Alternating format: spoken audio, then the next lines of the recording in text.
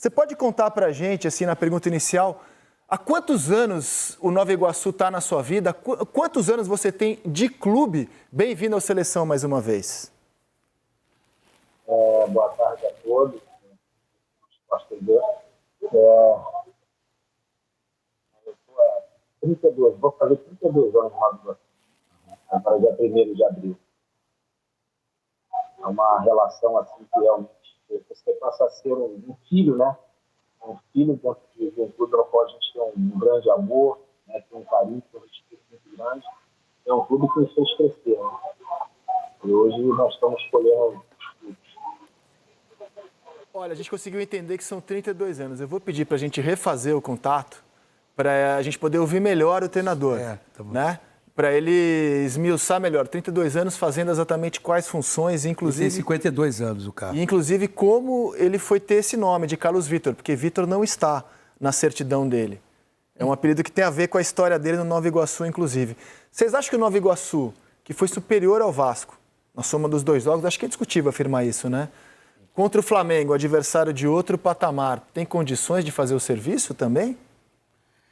Assim, eu acho que se fosse um jogo, final única, Campeonato Carioca, o Nova Iguaçu acho que teria um pouco mais de chance de ser campeão.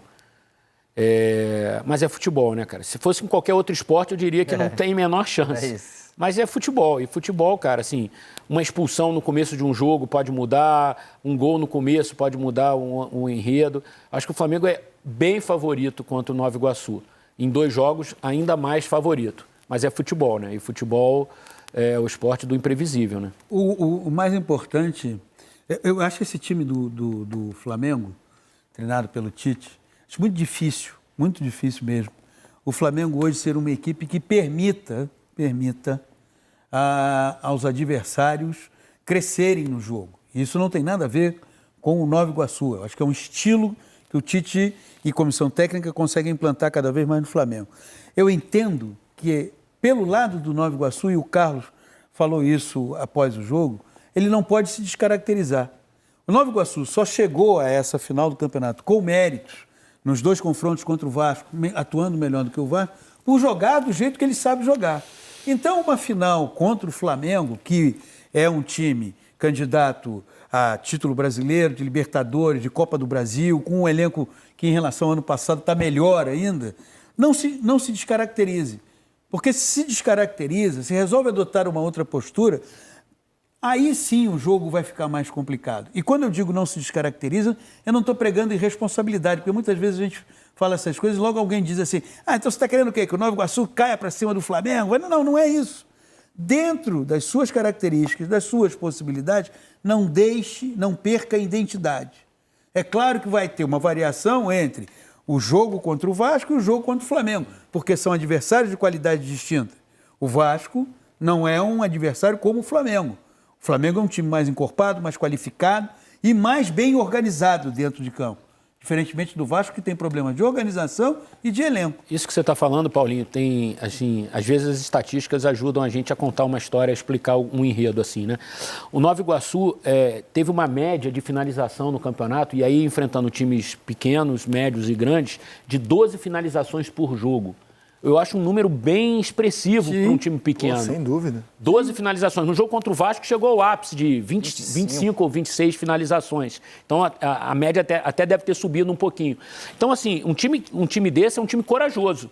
É um time que não abdica de jogar futebol porque... Contra o Vasco foram 24 finalizações no jogo da ida e 14 no jogo da... Nas duas partidas... Subiu até a média. Subiu a média, nas duas partidas o Nova Iguaçu finalizou mais do que o Vasco. 36 vezes em 2 jogos contra o Vasco, né? 18 de média, então subiu. Então deve ter subido aí para 13, 14... É claro que com o Flamengo... Vamos tentar ouvir de novo o Carlos Vitor. Ele estava explicando que são 32 anos de Nova Iguaçu. Pedi para ele contar que funções ele desempenhou ao longo desses 32 anos. Uma vida de clube, Carlos. Bem-vindo novamente.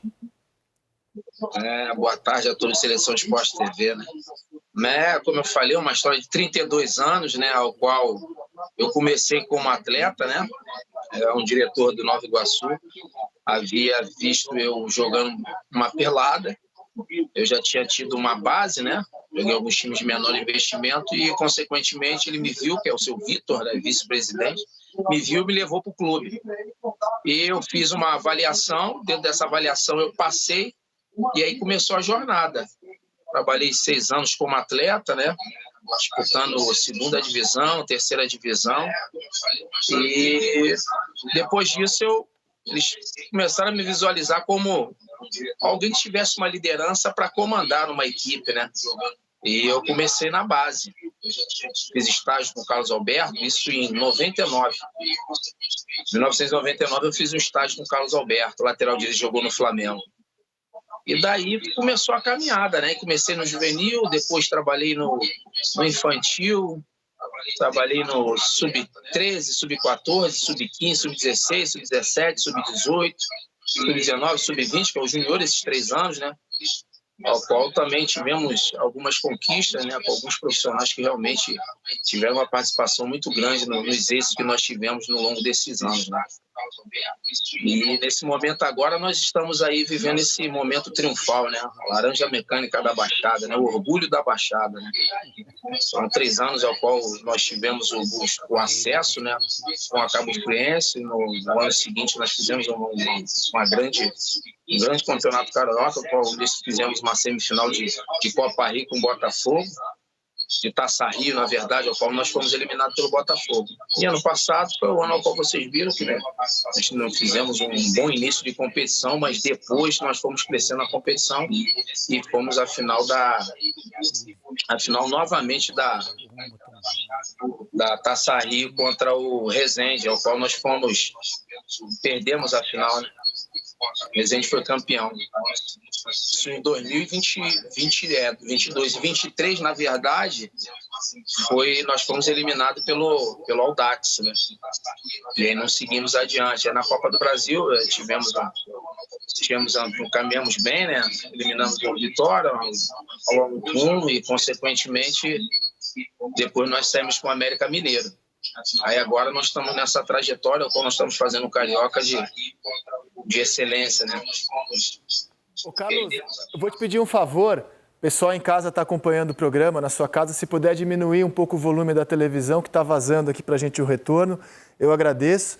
E quando ele disse que estava jogando uma pelada e aí um dirigente de nome Vitor olhou, observou ele, trouxe para o Nova Iguaçu, é por isso que o seu nome é Carlos Vitor, né? Porque ele não está. Vitor não consta na sua certidão, confere? Perfeito, porque tinha um diretor do Nova Iguaçu, rapaz, que falava assim: isso aí é peixe do Vitor, isso é peixe do Vitor. Aí passou a ser, aí todo mundo começou a me chamar de Carlos Vitor. Eric Faria. Ô, Vitor, é o Eric aqui, parabéns pelo... Carlos Alberto, sim. Parabéns aí pela campanha, boa sorte nessas finais, um trabalho lindo que está acontecendo aqui no Campeonato Carioca. Eu queria te fazer uma pergunta, assim, o Nova Iguaçu tem vários jogadores que foram revelados em grandes clubes, né? E que estão fazendo sucesso agora no Nova Iguaçu. E para muita gente, no futebol, o caminho às vezes você aparece num time pequeno e vai para um time grande, né? E aí decola na carreira. Mas, por exemplo, o Bill, o Carlinhos, por exemplo, que começaram nos times... O Iago, começaram nos times grandes e agora estão fazendo sucesso no pequeno. Como foi trabalhar a cabeça desses meninos para não achar que esses meninos estavam dando um passo atrás, né? Indo para o Nova Iguaçu, quando a expectativa deles e provavelmente das famílias é que eles brilhassem em Corinthians, Flamengo, Fluminense e em outros grandes clubes. Assim, como é trabalhar a cabeça desses jovens, mostrando que aqui, às vezes você vai dando um passinho para trás, mas para dar 3 na frente.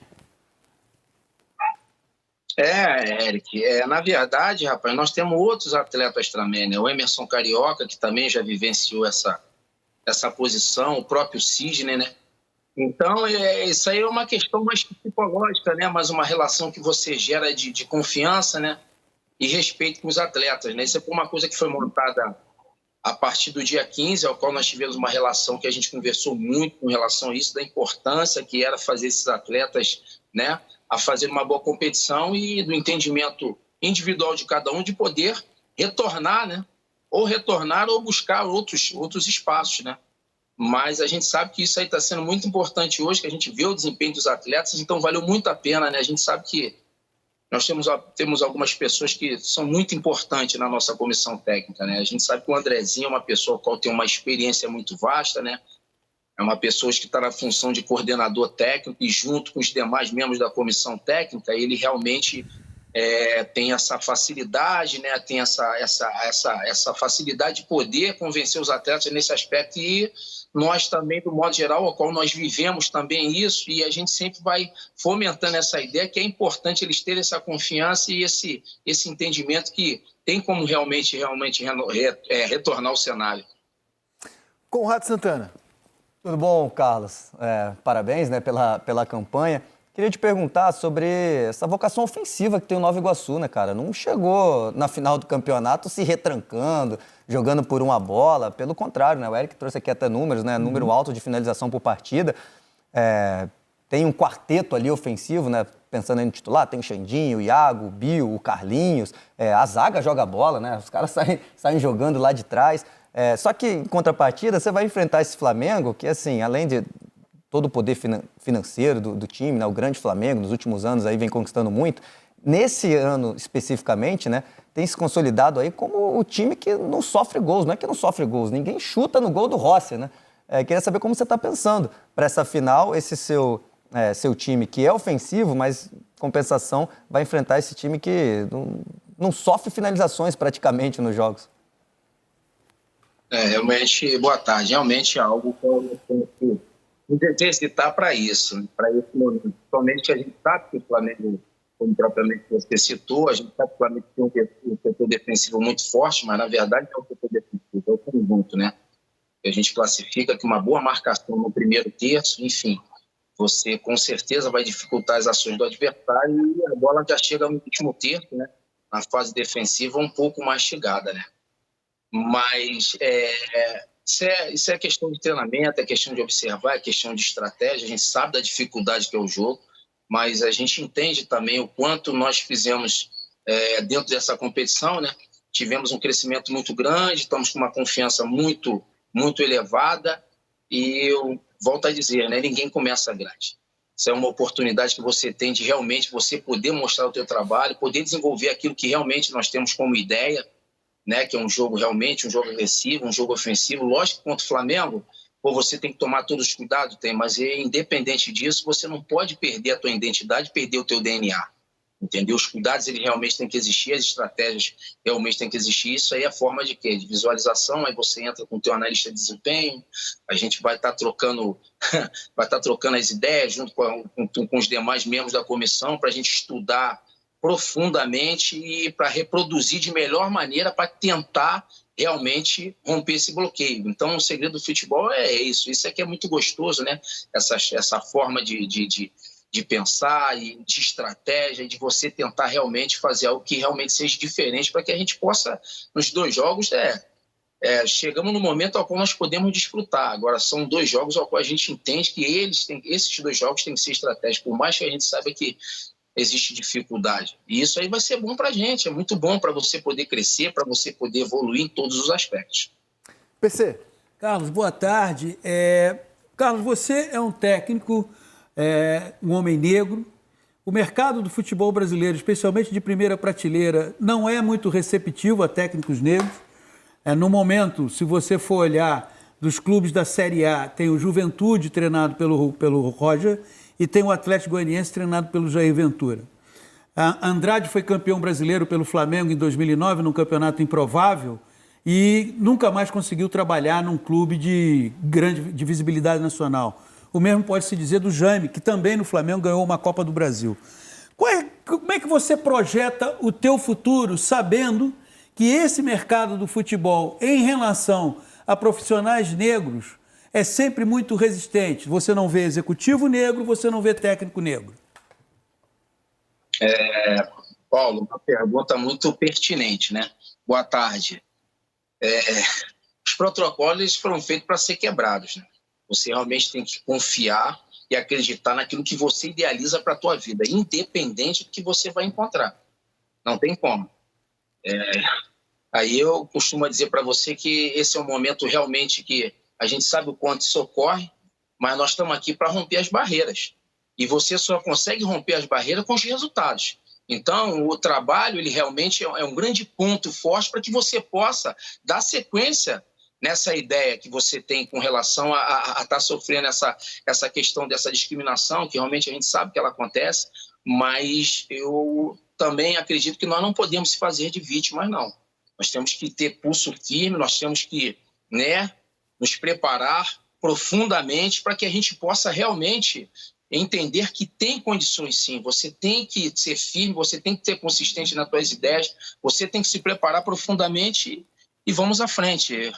Eu acredito muito que o que Deus tem para a gente, o plano que Deus tem para a gente, ninguém tem como romper, não. Você precisa, sim, ter esse entendimento e seguir em frente, firme naquilo que você quer. Isso aí é muito bom. Isso aí são desafios da vida.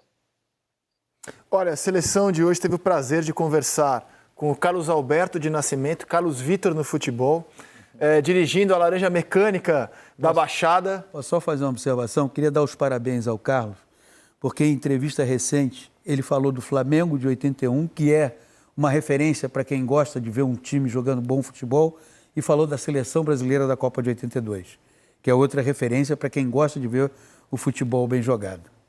Bom, e eu finalizo dizendo que foi um prazer ouvir aqui o Carlos Vitor, 32 anos de clube, legal. Muito legal a sua história, que seja um grande jogo na final ou 2 grandes jogos. Boa sorte a Nova Iguaçu, grande abraço para você, Carlos, e até uma próxima. Boa tarde, Ezequiel, boa tarde a todos aí, muito agradecido pela grande oportunidade da gente poder estar falando um pouco do Nova Iguaçu Futebol Clube, a Laranja da Baixada, tá? Muito grato, uma ótima tarde a todos. Valeu, meu cara. Acho que nem o Alex Ferguson ficou 32 anos no Manchester United, cara. Nem o Sir Alex Ferguson passou tanto tempo num clube. Muito obrigado ao Carlos, grande abraço para ele e até a próxima. Já tenho o meu voto de melhor técnico do Campeonato Carioca. Porque assim, independentemente do Tite ganhar ou não o campeonato, acho que até o Tite votaria no Carlos Vitor pelo trabalho que ele desenvolveu no Nova Iguaçu, né? Claro. Porque não é, não é só o resultado, é a forma como ele conseguiu esse resultado. Que eu acho que é legal. O Nova Iguaçu perdeu um jogo, curiosamente, para o outro técnico negro do Campeonato Carioca, que é o Marcão, né? Isso. E você sabe de uma coisa, Éric? Essa campanha do Nova Iguaçu, ela também joga no lixo a ideia de que você só pode ter time jogando bem se você tiver um alto investimento. É claro que quando você tem a possibilidade de fazer um alto investimento, você vai trazer jogadores cada vez mais... Perdeu do Flu também, né? Não, só do Flu, só do Flu. Quero o Marcão. Você só vai trazer jogadores com mais recursos. Agora, você ter times bem montados, isso não passa pela questão única e exclusivamente financeira. Um time pode ser bem treinado sem um orçamento, e você vê muitas vezes times com altos orçamentos que não são bem treinados. Então você pega o Nova Iguaçu. Esse gol é um golaço contra o Vasco. Não, é gol construído, não é gol que saia por acaso. A maioria, muitos dos gols marcados... É o único gol que o Flamengo sofreu. E foi o time sub-20, Era o time sub-20, mas foi o um golaço do Carlinhos também. Ele tentou dar essa cavadinha contra o Vasco e acabou errando. Isso é o futebol. É isso, faz parte.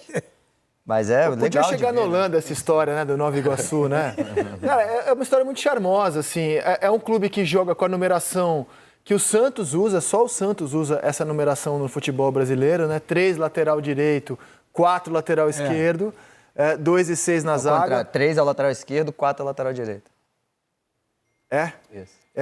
Geralmente era 4, 2, 3 e 6. É isso. 5, 8, 10, 7, 9, 11. Exato, é exatamente isso. Pelo menos foi assim que eu cresci. Não, é isso, exatamente, peço perdão, o Conrado tem toda a razão. E, cara, joga esse futebol ofensivo com pouquíssimos recursos, desafio gigante. Jogou 3 joga vezes de contra laranja, o Vasco. é um treinador de 32 anos de clube. Jogou 3 vezes contra o Vasco, ganhou 2 vezes e empatou 1. É isso aí, nação. Tá aí o técnico do Nova Iguaçu falando aí sobre o crescimento da equipe no Campeonato Carioca. Agora é o adversário do Mengão, hein? Eu gostaria que você escrevesse nos comentários aí a sua opinião. Já coloque aí o seu palpite para essa partida entre Flamengo e Nova Iguaçu. Vamos ver o que o técnico Tite vai preparar para essa partida.